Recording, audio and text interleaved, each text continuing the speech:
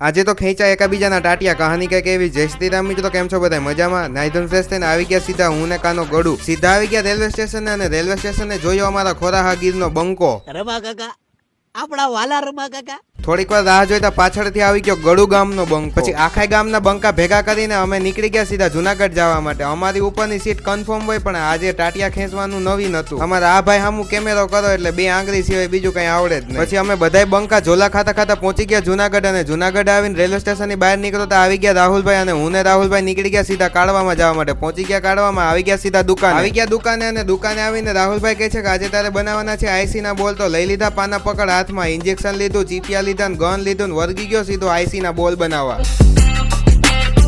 બોલ બનાવતા બનાવતા આવી ગઈ મફતની ચા. તો મેં રાહુલભાઈ લગાડી લીધી એક એક ચૂસ. પછી મેં રામનું નામ લેતા લેતા બનાવી નાખ્યા આઈસી ના બોલ. પછી રાહુલભાઈ કહે છે કે વગાડી નાખે એકાદું ગીત. તો મેં યુટ્યુબ ખોલ્યું ને ચગાવી દીધું ગીત.